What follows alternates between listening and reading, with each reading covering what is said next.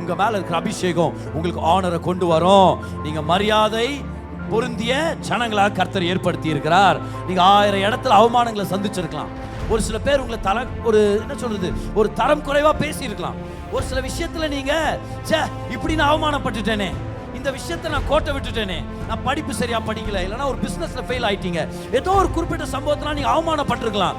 கவனிங்க, சூழ்நிலைகள் 1000 நடந்திருக்கலாம் உங்களை அவமானப்படுத்துற மாதிரி.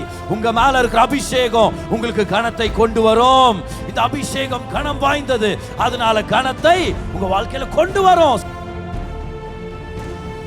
2026 is the year of anointing overflow. இந்த அனாயிண்டிங் ஓவர்ஃப்ளோ ஆகணும்னா, அனாயிண்டிங்னா என்னன்னு நம்ம தெரிஞ்சுக்கணும், அது எப்படி வேலை செய்யுதுன்னு சொல்லி நம்ம கற்றுக்கணுமா இருக்குது. இந்த அனாயிண்டிங் நம்மளுக்கு எதனால கிடைக்குது? நம்ம என்னவோ நல்லவங்கனால அப்படின்னு இல்லை, நம்ம என்னவோ பரிசுத்தமாக வாழ்ந்துட்டோம் அப்படின்றதுனால இல்லை, நம்ம சொந்த பிரயாசத்தினால இல்லை, நம்மளுடைய சொந்த தகுதியினால இல்லை. சில பேர் பாருங்க, ஆண்டவர் பிரதர் இந்த அபிஷேகம் கிடைக்கணும்னா என்ன பிரதர் பண்ணணும், இந்த அபிஷேகம் கிடைக்கணும்னா நான் என்ன செய்யணும், இத்தனை நாட்கள் விரதம் இருக்கணுமா, இவ்வளோ நாள் உபவாசம் பண்ணணுமா, இல்லை அந்த மலை ஜபத்துக்கு போகணுமா, இல்லை இந்த இடத்துக்கு போகணுமா அப்படின்னு நான் என்ன செய்யறதுன்ற கேள்வியில் வருவாங்க. நான் உங்கள்கிட்ட சொல்கிறேன், நீங்கள் என்ன செய்ய முடியும், நம்ம என்ன பண்ண முடியும்? இந்த பரலோக அபிஷேகம் கிடைக்கிறதுக்கு அதுக்கு ஏற்ற மாதிரி நம்மளால் என்னத்தை தான் செய்ய முடியும்? ஒன்னே ஒன்று தான் பாருங்க, அவர் எல்லாவற்றையும் செய்து முடிச்சிட்டார். அவருடைய ரத்தத்தால் நீங்கள் கழுவப்பட்டீங்கன்னா அபிஷேகம் உங்களுடையது. போன வாரம் வந்தபோது இந்த சத்தியத்தை ரொம்ப தெளிவாக கற்றுக்கிட்டோம். நம்ம மேலே இருக்கிற அபிஷேகம் நம்மளுடைய பயபக்தியினால இல்லை. அதனால தவறு செய்யும் போது, இல்லை ஏதோ ஒரு பாவம் நீங்கள் செஞ்சிட்டீங்க, தவறான எண்ணம், தவறான வார்த்தை, ஏன் இப்படி செஞ்சுட்டேன் நான் அப்படின்ற எண்ணம் நம்மளுக்கு வரும். ஏன்னா நம்மலாம் தேவ பிள்ளைகள், பாவம் நம்மளுக்கு செட் ஆகுறதில்ல. நம்ம ஏன் பாவம் பண்ணக்கூடாது தெரியுமா? அது நம்மளுக்கு செட் ஆக மாட்டேங்குது, அதனால் நீங்கள் செய்யாதீங்கன்றேன். ஏன் ஒரு இளவரசனோ ஒரு இளவரசியோ ஏன் போய் குப்பை தொட்டியிலேருந்து பாதி சாப்பிட்டு போட்ட யாரோ ஒருத்தர் சாப்பிட்டு போட்ட பண்ணை ஏன் சாப்பிடக்கூடாது? க்ளீனாக தானே இருக்குது. இல்லை இப்போ தானே போட்டு போனாங்க, நான் ஏன் சாப்பிடக்கூடாதுன்னு கேட்டால் நீங்கள் என்ன சொல்வீங்க? நீ அப்பேற்பட்ட ஒரு வாழ்க்கை வாழக்கூடாது, அது உனக்கு தகுதியானதல்ல, நீ ராஜாவின் பிள்ளையா இருக்கிற. அதே மாதிரி தான் பாவம்ன்றது குப்பையில் இருக்கிற பண்ணை எடுத்து சாப்பிட்ற மாதிரி, அது நம்மளுக்கு செட் ஆகுறதில்ல. நம்மலாம் ராஜாவின் பிள்ளைகளாக இருக்கிறோம், அதனால் பரிசுத்தமாக நம்ம வாழ்கிறோம். ஆனால் இந்த மாதிரி பாவத்தின் எண்ணங்களோ செயல்கள் ஏதாவது நடந்துச்சுன்னா நம்ம இப்படி நினச்சிருவோம் பாருங்க, ஐயோ அபிஷேகம் விட்டு போயிருச்சா, இப்போ நான் ஒருத்தருக்கு ஜெபம் பண்ண அவனுடைய வல்லமை வேலை செய்யாதோ, இப்போ நான் ஜெபிச்சா கர்த்தர் ஜெபத்தை கேட்க மாட்டாரோ? இல்லை, கவலைப்படாதீங்க. அபிஷேகம் நம்மளுடைய பயபக்தியின் மேலே தங்குறது இல்லை, அபிஷேகம் இயேசு கிறிஸ்துவின் ரத்தத்தின் மேலே தான் தங்கி இருக்குது. The oil rests on the blood. இதுதான் லாஸ்ட் வீக் நம்ம கற்றுக்கிட்டோம் பாருங்க. இயேசு கிறிஸ்துவானவர் ரத்தம் சிந்தனால தான் அபிஷேகத்துக்கு நம்ம தகுதியுள்ளவர்களாக அவர் நம்மை மாற்றி இருக்கிறார். அவர் மரிக்கலனா நம்மளுக்கு அபிஷேகமே கிடைக்காது. அவர் நசுக்கப்படலனா, அவர் நொறுக்கப்படலனா நமக்கு அபிஷேகம் இல்லை. அபிஷேகம் என்னன்றது ஒலிவ கனியிலிருந்து தான் செய்கிறாங்க, ஆலிவ் ஃப்ரூட்லேருந்து தான் செய்வாங்க. ஒலிவ மரங்கள் நிறையா இருக்குது இஸ்ரவேல் நாட்டில். அந்த ஒலிவ மலைகளில் ஒரு தோட்டம் இருந்துச்சு, அந்த தோட்டம் தான் கெத்செமனே. மவுண்ட் ஆஃப் ஆலிவ்ஸில் இருந்த ஒரு தோட்டம் தான் கெத்செமனே. இந்த கெத்செமனேன்றது என்னது? இது ஏதோ ஒரு ஹோட்டல் பேர் நினச்சிடாதீங்க, அல்லிமனே அந்த மாதிரி ஒரு கெத்செமனே அப்படின்ட்டு.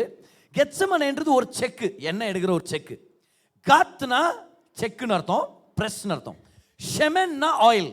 ஸோ கத் ஷெமெனே அப்படின்னா அங்கே ஒலிவ எண்ணெய் எடுக்கிற ஒரு செக்கு இருந்திருக்குது. அதனால தான் அந்த தோட்டமே கெத்செமனேன்னு சொல்லி பேர் வச்சிருக்கிறாங்க. இயேசு கிறிஸ்து கெத்செமனே தோட்டத்தில் போய் ஜெபிக்கும் போது அவர் நல்ல மனசை திறந்து ஜெபிக்கிறாரு, ரொம்ப அதிகமாக வியாகுலப்பட்டிருக்கிறாருன்னு பார்க்குறோம். அப்போ வேர்வை உடைய குழாய்கள் வழியாக ரத்தம் வருது, அந்த அளவுக்கு அவர் வியாகுலப்பட்டிருக்கிறார், அவ்வளோ ப்ரெஷரை ஹேண்டில் பண்ணிட்டு இருக்கிறார். ஏன் இதை நான் உங்களுக்கு சொல்கிறேன்னா, எப்படி ஒரு எண்ணெயுடைய செக்கில் அந்த ஒலிவக்கனி நொறுக்கப்படும் போது, நசுக்கப்படும் போது தான் அதிலிருந்து ஒலிவ எண்ணெய் எடுத்து அபிஷேக எண்ணெய் செய்ய முடியுமோ, அதே பிரகாரம் இயேசுவே நமக்காக நசுக்கப்பட்டதுனால தான் அபிஷேக எண்ணெய் நமக்கு கிடைக்கிறது, அபிஷேகம் நமக்கு கிடைச்சிருக்குது. எல்லாரும் சொல்லுங்க, நான் நசுக்கப்பட்டதுனால இல்ல, சொல்லுங்க அவர் நொறுக்கப்பட்டதுனால அபிஷேகம் என்னுடையது. பை தி வே, இந்த ஒலிவ கனியை நசுக்கும் பொழுது, அதை கிரஷ் பண்ணும்போது முதல் கிடைக்குது பாருங்க ஆயில், அந்த ஆயிலை வச்சு தான் அபிஷேக எண்ணெயை உற்பத்தி பண்ணுவாங்க தேவாலயத்தில். அந்த ஆயில் எடுத்து தான் அந்த 7 குத்து விளக்குக்கு எண்ணெயை ஊற்றுவாங்க. அது ரொம்ப ப்ரெஷஸான ஆயில். முதல் தடவை இயேசு எங்கே ரத்தம் சிந்தினார் நமக்காகன்னு பார்த்தீங்கன்னா, சிலுவையின் பயணத்தில் கெத்செமனே தோட்டத்துல தான். அப்படின்னா இயேசு முதல் கெத்செமனே தோட்டத்துல நமக்காக ரத்தம் சிந்தும் பொழுதே நம்மளுடைய அபிஷேகத்துக்கு வழியை வகுத்தார் அப்படின்னு அர்த்தம். பை தி வே, இயேசு கிறிஸ்துனா என்ன அர்த்தம்? இயேசுனா ரட்சகர்னு அர்த்தம். கிறிஸ்து அப்புறம் மேசியான்ற ரெண்டு வார்த்தைகளும் ஒரே வார்த்தை தான். கிறிஸ்துன்றது கிரேக்க மொழியில இருக்குது, மேசியான்றது எபிரேய மொழியில இருக்குது. ரெண்டுக்கும் ஒரே அர்த்தம். என்ன அர்த்தம் தெரியுமா? அபிஷேகம் பண்ணப்பட்டவர், அபிஷேகிக்கப்பட்டவர், தி அனாயிண்டட் ஒன். அப்போ அபிஷேகிக்கப்பட்டவர் நொறுக்கப்பட்டதுனால அபிஷேகம் உண்டாயிருக்கிறது. ஹல்லேலூயா. எல்லாரும் உள்ளத்து மேல கை வைங்க. எல்லாரும் சொல்லுங்க பார்க்கலாம். ஏன் பரிசுத்தத்தினால இல்ல, என்னுடைய கிரியைகளால இல்ல, இயேசுவின் ரத்தத்தினால எனக்கு அபிஷேகம் உண்டாயிருக்கிறது. உங்களுக்கு ஒரு பாயிண்ட் இப்பவே எழுதுறது கொடுக்கணும்னு சொல்லி விருப்பப்படுறேன். பாருங்க, one of the most important points to remember is this. அவர் எனக்காக நொறுக்கப்பட்டார், அது நிமித்தம் எனக்கு அபிஷேகம் உண்டாயிருக்கிறது. எனக்கு உண்டாயிருக்கிற அபிஷேகம் அவர் நொறுக்கப்பட்டது நிமித்தம் அப்படின்றத நம்ம ஞாபகப்படுத்திக்கிறோம். ஹல்லேலூயா. Did you get that point down? Yes. பாருங்க, the anointing is mine because of the crushing of Jesus Christ. எதுங்க பார்க்கலாம் அந்த பாயிண்ட நீங்க. The anointing is mine because of the crushing of Jesus Christ. இயேசு கிறிஸ்து நொறுக்கப்பட்டதனால அபிஷேகம் என்னுடையதாயிற்று. இதை நம்ம மறந்துடவே கூடாது. இந்த அபிஷேகம் நம்ம விட்டு போகவே போகாது. எப்போதும் கர்த்தருடைய அபிஷேகம் நிலைத்திருக்கிறது நம்மளுடைய வாழ்க்கையில. இப்போ அபிஷேகம்னா என்ன? நம்மளும் ஒரு சில வாரங்களாக பார்த்துட்டு வந்துட்டோம். இந்த வருஷத்துல பிப்ரவரி முடிஞ்சு இப்போ மார்ச் அதுவும் பாதி ஆயிடுச்சு. அதுக்குள்ள பாருங்க, அவ்வளோ சீக்கிரம் நாட்கள் போது. அபிஷேகம் நிரம்பி வழிதல் நம்ம பேசிட்டோம். கர்த்தர் கொடுத்துட்டார் வார்த்தையை. அபிஷேகம்னா என்ன அப்படின்னு கேள்வி கேட்டா பட்டு நம்மளுக்கு ஒரு பதில் வரணுமா இல்லையா? அபிஷேகம்னா என்ன அப்படின்னு உடனே நமக்கு ஒரு சில விஷயங்கள் மைண்டில் ஓடுது. இன்னைக்கு ஒரு தெளிவை நம்ம பார்க்கலாம். ஒரு மனுஷன் அபிஷேகிக்கப்பட்டவன்னா அதுக்கு என்ன அர்த்தம்? What does it mean to be anointed? அபிஷேகம் பெற்றவன் அப்படின்றோம்ல. ஒரு சில பேரை பார்த்து நம்ம எல்லாருமே அபிஷேகம் பெற்றவர்கள், என்ன அர்த்தம்? அப்போ நான் அபிஷேகம் பெற்றவன்னா அதில் என்னென்ன பலன்கள் இருக்குது, என்னென்ன வித்தியாசத்தை எனக்கு ஏற்படுத்தி கொடுக்குதுன்னு சொல்லி இன்னைக்கு நம்ம பார்க்க போகிறோம். So what does it mean to be anointed? உங்களுக்கு ஒரு சில வசனங்களை வச்சு, ஒரு சில வசனங்களை பல வசனங்களை கொண்டு இன்னைக்கு 5 முக்கியமான சத்தியங்களை உங்களுக்கு நான் போதிக்க போகிறேன். அபிஷேகத்தின் அர்த்தம், அபிஷேகமாக்கப்பட்டவன் அப்படின்னா அதுக்கு என்ன அர்த்தம்ன்றத நம்ம பார்க்க போறோம். வாங்க முதலாவது இந்த வசனங்களை படிக்கலாமா? லேவியராகமம் 8:12. Leviticus chapter 8 and verse number 12. இந்த வசனத்தை படிக்கிற நல்லா கவனிங்க. அபிஷேக தைலத்திலே கொஞ்சம் ஆரோனுடைய சிரசின் மேல் வார்த்து அவனை பரிசுத்தப்படுத்தும்படி அபிஷேகம் பண்ணினான். அந்த வார்த்தையை நோட் பண்ணுங்க. எதுக்காக அபிஷேகம் பண்ணினார்? பரிசுத்தம் பண்ணும்படி அபிஷேகம் பண்ணினார். இப்போ இன்னொரு வசனத்துக்கு நம்ம போலாம். சங்கீதம் 89:20. Psalm 89 and verse number 20. இதுல கர்த்தர் என்ன சொல்றார் பாருங்க தாவீதை பத்தி. என் தாசனாகிய தாவீதை கண்டுபிடித்தேன். என்ன அருமையா இருக்குது பாத்தீங்களா அந்த வசனம்? என் தாசனாகிய தாவீதை கண்டுபிடித்தேன். சில பேர் இங்க இருக்கிறோம், முக்கியமா வாலிபர்கள். என் தாளந்தோட என்னை யாராவது கண்டுபிடிச்சா நல்லா இருக்குமே. Can somebody discover me? யாராவது என்ன கண்டுபிடிங்க, யாராவது எனக்கு ஒரு வாய்ப்பு கொடுங்க, யாராவது எனக்கு ஒரு ஸ்டேஜை கொடுங்க, யாராவது எனக்கு ஒரு கோடி ரூபாய் கொடுங்க. இந்த வாலிபர் அப்படி தான் சுத்திட்டு இருக்கோம் இல்லையா? somebody discover me. Don't worry, stay in the presence of God. God knows where you are. God knows. கர்த்தருக்கு தெரியும் நீங்க எங்க இருக்கிறீங்கன்னு. எப்போ உங்களை மேடையில கொண்டு போகணும் கர்த்தருக்கு தெரியும். பாருங்க, என் தாசனாகிய தாவீதை கண்டுபிடித்தேன். எல்லாரும் சொல்லுங்க, கர்த்தருடைய கண்ணுக்கு மறைவாக நான் இல்ல. சொல்லுங்க, ஏற்ற காலத்தில் அவர் என்ன உயர்த்துவார். உங்களுக்கு வர வேண்டிய வாய்ப்புகளை அவர் கொண்டு வருவார். கர்த்தர் சொல்றார், நான் கண்டுபிடிச்சேன்றார். அப்புறம் சொல்றாரு, என் பரிசுத்த தைலத்தினால் அவனை அபிஷேகம் பண்ணினேன். இப்போ அந்த பரிசுத்தம்ன்ற வார்த்தை வருது பாருங்க. அபிஷேகம்ன உடனே பரிசுத்தனா என்னது? என்ன பரிசுத்தனா என்னது? சில பேர் சாட்சி சொல்லும்போது சொல்லுவாங்க, கர்த்தருடைய நாமத்துக்கு பரிசுத்தம் அப்படின்னு ஆரம்பிப்பாங்க. ஆக்சுவலாக அவங்க சொல்ல வந்தது என்னன்னா, கர்த்தருடைய பரிசுத்த நாமத்துக்கு ஸ்தோத்திரம். ஆனால் சில நேரத்தில் அப்படி வந்துருச்சு. இப்போ பரிசுத்தனா என்னது? ஏன்னா ஒருத்தருக்கு ஒரு ஒப்பீனியன் இருக்கு. பரிசுத்தனா என்ன? சில பேர் பாருங்க, பரிசுத்தனா என்ன அர்த்தம்? எப்போ பார்த்தாலும் ஒரு பக்தியான வார்த்தைகளே பேசிட்டே இருக்கணும்.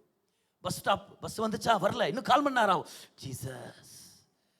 அப்போ எந்த ஆச்சு, ஓ ஜீசஸ். லேட் ஆயிடுச்சா, ஆண்டவரே. ஸோ இந்த மாதிரி பக்தி வைராகியமான வார்த்தைகள் பேசுறது நல்லது தான், அதை டிஸ்கரேஜ் பண்ணல. சில பேர் ஓ இப்படி பேசினேன் தான் பரிசுத்தம் போல. இன்னும் சில பேர் நினைக்கிறாங்க, வெள்ளை ட்ரெஸ் போட்டால் தான் பரிசுத்தம். கேள்விப்பட்டுக்கிறீங்களா? அந்த மாதிரி வெள்ளை சட்டை போட்டு தான் சர்ச்சுக்கு வரணும், இல்லை கம்யூனியன் இல்லை. வெள்ளை புடவை கட்டிட்டு வந்தால் தான் நீங்க பரிசுத்தம் அப்படின்னு ஒரு சில பேர் யோசிக்கிறாங்க. வெள்ளை புடம், வெள்ளை என்பது பரிசுத்தம் அப்படின்ட்டு. நம்ம ஏரியாவில் நடத்தும் போது வெள்ளை கட்டிட்டு தான் வருவாங்க. பாதி வேரில் கொஞ்சம் ப்ரௌன் ஆகிடும். அது அப்போ என்ன ஆச்சு? பரிசுத்தம் போயிடுச்சா? அப்போ என்ன பண்ணுறது? அவங்களுக்கு ஆசீர்வாதம் இல்லையா? அப்போ வெள்ளைனா பரிசுத்தம் அப்படின்னு ஒரு சில பேர் நினைக்கிறேன். இப்போ வெள்ளை நிறைய பேர் ஒயிட்டில் வந்திருக்கிறீங்க, சூப்பராக இருக்குது. நானும் ஒரு சில தடவை ஒயிட் நான் போடுறேன். சில டைம் மனைவி ஃபுல்லாக ஒயிட் சூட்டே போட்டு நான் அனுப்பி விட்டுறாங்க. ஓகே, அதுவும் அருமையாக இருக்குது. ஆனால் பரிசுத்தம்ன்றது ஒரு கலரை விட அதிகமானது, அதை விட மீறினது. கலர் மாறினா பரிசுத்தம் போகிறதுன்னு சில பேர் நினைக்கிறாங்க. பரிசுத்தம்னா என்னது? ஹேர் ஸ்டைலில் இருக்குது. கவனிச்சிருக்கிறீங்களா? அதை ஹேர் ஸ்டைல், மேக்கப். லேடிஸ் ஒன்று மேக்கப் அட்டாக் பண்ணுவாங்க. நிறைய மேக்கப் போட்டிங்க, பரிசுத்தம் இல்லை ஸ்திரீயே. மேக்கப் ஜாஸ்தி ஆயிடுச்சு. அவங்களுக்கு தேவைப்பட்டு அவங்க போட்டுங்கிறாங்க, விடுங்க இல்லையா? அப்படி பையன்கான உடனே பரிசுத்தம், ஹேர் ஸ்டைல். அவன் ஹேர் ஸ்டைல் பாரு எப்படி இருக்குது, அவன் பரிசுத்தம் இல்லாத பையன். அதுவும் ஒரு இது ஒன்று போட்டான்னு வச்சுக்கலாம், அவ்வளோதான், நரகத்துக்கு போயிட்டான் அவன், அவ்வளோதான். சில இடத்துல பார்த்தீங்கன்னா இப்போ பரிசுத்தம்னா என்னன்னு வேதத்துலேருந்தே தெரிஞ்சுக்கலாம் என்னன்னு சொல்லி. இப்போ நானே சொல்கிறேன், கவனிங்க. டீசெண்டாக இருக்கலாம், ப்ரெசன்டபுளாக இருக்கலாம். கர்த்தர் நம்மளை உயர்ந்த ரகமாக வாழ வைக்கணும்னு விருப்பப்படுகிறார். அதுக்கு ஏற்ற மாதிரி ட்ரெஸ் பண்ணுங்க, டீசெண்டாக இருங்க, கர்த்தருடைய நாமத்தின் மகிமைக்காக ட்ரெஸ் பண்ணுங்க. அதுதான் உங்களுக்கு ரொம்ப ஸ்ட்ராங்காக என்கரேஜ் பண்ணுறேன். இதுதான் அனுமதிக்கிறோம், இது அனுமதிக்கிறது இல்லை அப்படின்னு இந்த நேரத்தில் அந்த டீட்டெயில் நான் போகிறதில்ல. ஒன்று மட்டும் சொல்கிறேன், உங்களுக்குள்ள ஆவியானவர் இருக்கிறார். நீங்கள் செய்கிறது அத்தனையும், நீங்கள் போடுற துணியிலேருந்து நீங்கள் வேர் பண்ணுற மேக்கப் வரைக்கும் இயேசுவின் நாமத்தின் மகிமைக்காக இருக்க வேண்டும். அதனால அந்த விஷயத்தில் தெளிவாக இருங்க, டீசெண்டாக இருங்கன்னு சொல்கிறேன் நான். ஆனால் பரிசுத்தம்ன்றது வேற மாதிரி, அதோடைய அர்த்தமே வேற. இந்த பரிசுத்தத்துக்கான வார்த்தை எபிரேய மொழியில் காதோஷ். காதோஷ் காதோஷ்ன்ற வார்த்தைக்கு அர்த்தம் வெள்ளப்புடவை, நகநட்ட கழட்டு, பூ வைக்காத, அது இல்லை. பரிசுத்தத்துக்கான அர்த்தம் என்னன்னு பாருங்க. காதோஷ்கான அர்த்தம் என்னன்னா செட் அபார்ட், வேர் பிரிக்கப்பட்டது, அப்புறம் விசேஷித்தமானது, ஸ்பெஷல், சாதாரணமற்றது. இது சாதாரணமானது, அன்காமன். அன்காமன், இதுதான் பரிசுத்தத்துக்கான அர்த்தம். கர்த்தர் உங்களையும் என்னையும் பரிசுத்த ஜனங்களாக அழைத்திருக்கிறாருன்னு என்ன அர்த்தம்? வேர் பிரிக்கப்பட்டவர்களாக, விசேஷித்தமானவர்களாக, சாதாரணமற்றவர்களாக கர்த்தர் நம்மை அழைத்திருக்கிறார். எல்லாரும் சொல்லுங்க, நான் ஸ்பெஷலா இருக்கிறேன், நான் பிரிக்கப்பட்டிருக்கிறேன். எல்லாரும் சொல்லுங்க, நான் சாதாரணமானவன் இல்லை. இந்த உலகத்துல அநேகருக்கு அநேக பிரச்சனைகளும் போராட்டங்களும் பயங்கள் வரலாம். ஆனால் நீங்களும் நானும் அவங்கள மாதிரியே ரியாக்ட் பண்ணக்கூடாது. ஏன்னா நம்மலாம் பரிசுத்தவான்கள். பரிசுத்தவான்கள் என்ன அர்த்தம்? ஸ்பெஷல், பிரித்தெடுக்கப்பட்டவர்களா இருக்கிறோம். நம்ம காமன் இல்லை. காமன்னா என்னது பாருங்க, நம்ம வீடுகளில் காமன் யூஸ்க்காக ஒரு சில வெசல்ஸ் வச்சுருப்போம். நம்ம போய் சாப்பிட்டோன்னா அந்த தட்டில் எடுத்து சாப்பாடை போட்டு சாப்பிட்றோம், அந்த கிளாஸில் தண்ணி குடிக்கிறோம். நம்ம சாதாரணமாக அதை பயன்படுத்திக்கிறோம். ஆனால் நம்ம வீட்டுக்கு ஒரு விசேஷத்த கெஸ்ட் வந்திருக்கிறாருன்னு வச்சுங்க, இல்லை உங்கள் பாஸ் வர்றாரு உங்கள் வீட்டுக்கு, ஒரு அருமையான நண்பன் ஒருத்தர் வர்றாங்க, ரொம்ப நீங்கள் நேசிக்கிற ஒரு நபர் வர்றாங்க, ஸ்பெஷல். இப்போ என்ன பண்ணுறீங்க சொல்லுங்கள் பார்க்கலாம்.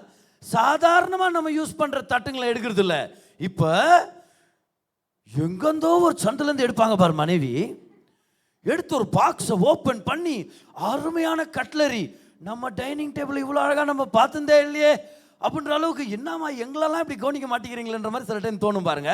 இது எங்கே இருந்துச்சு, எப்போ வந்துச்சு, இப்போ வாங்கினியா? இப்போ இல்லை, அது அப்போவே வாங்கி வச்சது. யாருக்காக? ஸ்பெஷலான ஒகேஷன்ஸ்க்காக. அப்போ நம்ம குடிக்கிற டீ கப்பு அது நல்லா தான் இருக்குது, காமன். ஆனால் நம்ம கெஸ்ட்டுக்கு கொடுக்குற டீ கப்பு அன்காமன். இப்போ எத்தனை பேருக்கு ஒரு வித்தியாசம் புரியுது பாருங்க. நம்ம எல்லாருமே காமனானவங்க இல்லை. நம்ம வாழ்ந்துட்டு இருக்கிற உலகத்தில் நம்ம எல்லாரும் பூமிக்குரிய மக்களாக வாழ்ந்துட்டு இருக்கிறோம். ஆனா நம்ம எல்லாரையும் கர்த்தர் விசேஷித்த மக்களாக மாற்றி இருக்கிறார், வேறு பிரிக்க மக்களாக மாற்றி இருக்கிறார். அப்போ உலகம் யுத்தத்தின் செய்தியை கேட்டு பஞ்சத்தின் பயத்தினால என்னத்தையும் அவசரப்பட்டு செய்யறாங்க. கரெக்டா இல்லையா? என்னத்தையும் அவசரப்பட்டு செஞ்சுட்டு இருக்கிறாங்க. ஆனா நம்ம அவங்கள போலவே நம்ம மாறிடக்கூடாது. இப்ப நம்ம வித்தியாசமா யோசிக்க ஆரம்பிக்கணும். நான் சாதாரணமானவன் இல்ல, நான் அசாதாரணமானவன். ஹல்லேலூயா. உலகம் பயப்படுது, ஐயோ கேஸ் கிடைக்குமா கிடைக்காதா, நமக்கு இந்த மாசம் சிலிண்டர் காலி ஆயிடுச்சுன்னா என்ன பண்றது, நம்ம பெட்ரோல் விலை ஏறிடுமா, இப்போ போய் ஃபுல் டேங்க் பண்ணிட்டுமா, இல்லைனா ஒரு 10 லிட்டர் இது கேனுக்குன்னு வாங்கி எதிராக ரொப்பி வச்சுக்கலாமா, நம்ம ஏதாவது பண்ணலாமா, இந்த 1000 எண்ணங்கள் வந்துட்டு போகும் பாருங்க. நல்லா கவனிங்க. ஞானத்தினால செய்யுங்க, விசுவாசத்தினால செய்யுங்க, ஆனா பயத்தினால அவசரப்பட்டு செய்ய வேண்டாம். ஏன்? நம்ம எல்லாம் வேற மாதிரி, நம்ம எல்லாம் அசாதாரணமானவர்கள். பயத்துக்கு விட்டு கொடுக்கப்பட்ட ஜனங்க இல்ல, அபிஷேகத்தினால நம்ம எல்லாருமே வேறு பிரிக்கப்பட்ட ஜனங்களாக இருக்கிறோம். ஹல்லேலூயா. எல்லாரும் கை வைத்து சொல்லுங்க, அபிஷேகம் என்னை வேறு பிரித்து சாதாரணம் அல்லாதவர்களாக மாற்றி இருக்கிறது. அதுதான் அபிஷேகத்துடைய முதல் அர்த்தம். எழுதிங்க பார்க்கலாம். What does it mean to be anointed? Number one, the anointing sets you apart as uncommon. The anointing sets you apart as uncommon. உங்களை சாதாரணமானவர்களா இல்லாம விசேஷித்தவர்களா உங்களை மாற்றி அமைக்கிறது. தர்மியான டெஸ்டிமனியை நான் ரிசீவ் பண்ண பாருங்க. ஒரு சில வாரங்களுக்கு முன்பதாக பிரதர் சாம் தினேஷ் அவருடைய லைஃபுடைய டெஸ்டிமனிஸை அவர் அனுப்பியிருக்கிறாருங்க. 2025 கர்த்தர் அவருக்கு செய்த நன்மைகளை எப்படி அவரை வித்தியாசப்படுத்தி விசேஷித்தப்படுத்தி கர்த்தர் அவர் ஆசீர்வச்சாருன்னு சொல்லி பிரதர் சாம் சொல்றாரு. 4 வருஷமா திருமணம் ஆகிறதுக்காக நாங்கள் காத்திருந்தோம். ஆனால் தேவனுடைய தயவுனால 2025 கர்த்தர் எங்கள் ஜெபங்களை கேட்டு எங்களுக்கு திருமணத்தை நடப்பித்தார். எங்களுக்கு திருமணமானது அருமையான ஒரு விஷயம். அடுத்தது பாருங்க, அவர் சொல்றாரு 8 வருஷமா வீடை சேல் பண்ணணும்னு சொல்லி நாங்கள் பல பிரயாசங்கள் எடுத்தோம். ஆர்டி நகரில் இருக்கிற அந்த அந்த வீட்டை வந்து விற்பனை பண்ண முடியல.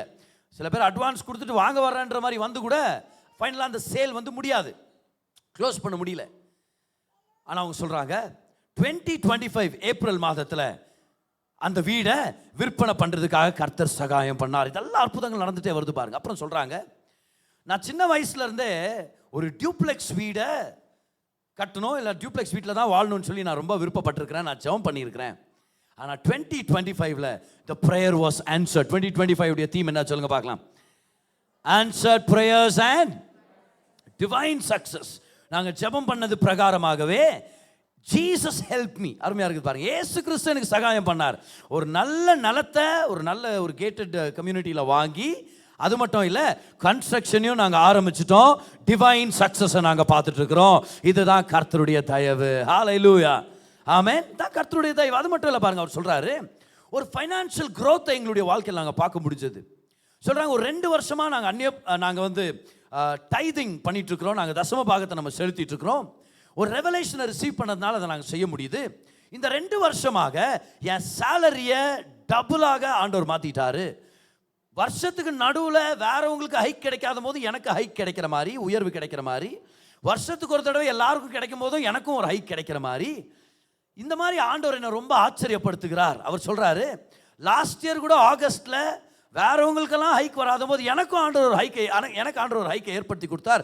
This shock me. எனக்கு ஒரு ஷாக்கிங்காக இருந்துச்சு அப்படின்றார். அவர் சொல்கிறாரு, எதுக்குன்னா I had been, because I had only been in my new role for 5 months. இந்த புது பதவியில் 5 மாதம் தான் இருக்கிறேன். I didn't even know the basics. அப்போ பிராக்கெட்டில் ஏபிசின்னு போட்டுக்கிறாரு. அந்த அந்த பொறுப்புடைய ஏபிசிங்க கூட எனக்கு அவ்வளோ தெரியாமல் இருந்துச்சு, அந்த பேசிக்ஸ் கூட. ஆனால் கர்த்தர் என்ன அவர் சொல்றாரு, God is showering me with love and grace. அவருடைய அன்புனால கிருபையினால என்னை முடிசூட்டி வழியே இல்லாத நேரத்தில் எனக்கு அதிக பொருளாதாரம் வரும்படி அவர் செய்தார். ஆமென். நல்ல கையை தட்டி கர்த்தருக்கு ஒரு நன்றி செலுத்துங்க. பொறாமை இல்லாம அவங்களுக்கு நடந்தது உங்களுக்கு நடக்கும் இயேசுவின் நாமத்தில். ஆமென். பக்கத்தில் இருக்கிறவங்களை பார்த்து சொல்லுங்க பார்க்கலாம், நிச்சயமா உங்களுக்கு நடக்கும்னு சொல்லுங்க. ஏன்னா நம்மளாம் அசாதாரணமானவர்கள். அபிஷேகம் நம்மளை அசாதாரணமானவர்களா மாத்தி இருக்குது.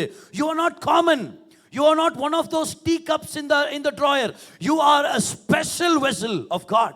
நீங்க விசேஷித்தவர்கள். அப்ப அபிஷேகம் பெற்றவன் அப்படின்னு என்ன அர்த்தம்? ஸ்பெஷல் அர்த்தம், வேர்பிடிக்கப்பட்டவன் அர்த்தம், பிரத்யேகமானவன் அர்த்தம், விசேஷித்தவர்கள் அப்படின்ற அர்த்தத்தை நம்ம பார்க்க முடியும். ரெண்டாவதா பாருங்க, அபிஷேகம்ன்றது என்னது? லேவியராகமம் 21:12 பாருங்க. லெவிட்டிகஸ் 21:12. லேவியராகமம் 21:12 கடைசி வரியை படிக்கிற பாருங்க. அவனுடைய தேவனின் அபிஷேக தைலம் என்னும் கிரீடம் அவன் மேல் இருக்கிறது. அபிஷேகத்தை கர்த்தர் கிரீடம்னு சொல்றாரு. கிரவுன்.